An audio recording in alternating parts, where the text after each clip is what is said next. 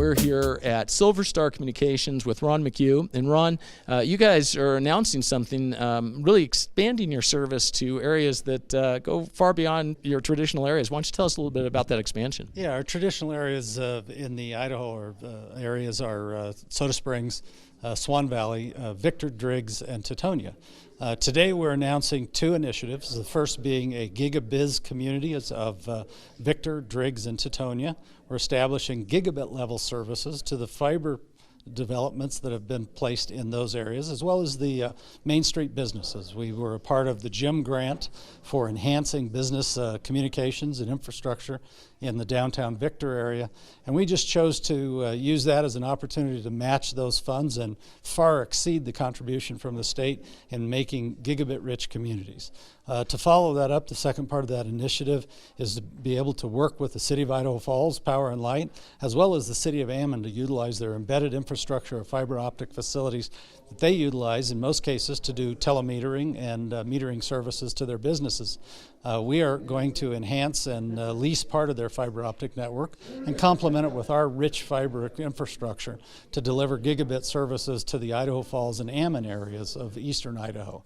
An incredibly important, vibrant business community in Eastern Idaho that we think that we can make a great contribution to making them a broadband or gigabit center for attracting and retaining businesses for economic development. Well, and that is pretty unique development as far as the way you're doing it, working with the municipal utility with their assets. Instead of them getting into a business that is really complicated, they're providing the service through you, or you're providing the service. We think that's a great delivery model. They get to add additional revenue for the use of their facilities to help them cover some of their operating costs and bonding costs. We have been in the business of delivering what I think is outstanding broadband services to customers for well over a decade in the broadband world, and nearly 70 years, as I mentioned earlier, in the telecommunications world. We have divisions, we have groups of people that are trained, staffed, and they're extremely expert in delivering on a broadband or an IP experience for businesses to enhance their productivity, to enhance their profitability, and generally just to make people's lives easier and more efficient by not having to think about technology.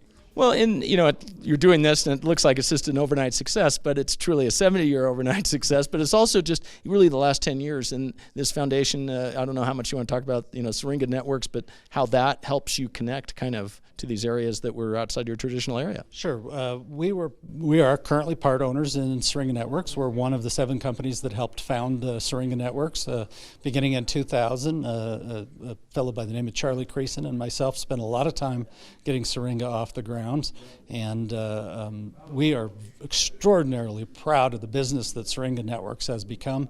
A partner of ours, we are a shareholder, and through their broadband services and their fiber optics reaching out to all of the West Coast major internet points, Seattle, Portland, San Jose, Los Angeles, Phoenix, and Dallas, we are able to develop an infrastructure that I think benefits Eastern Idaho tremendously by leveraging both our investment in their nearly 3,000 miles of fiber optics along with our service delivery model to really bring something to the customers that I don't think is available in Eastern Idaho. Well, it's ironic because one of your meet points is in my hometown, Silicon Valley, and I can almost see where that meet point is, but I certainly can't get there with a gigabit. So, Ron, I congratulate you on extending your service out. Thank you very much.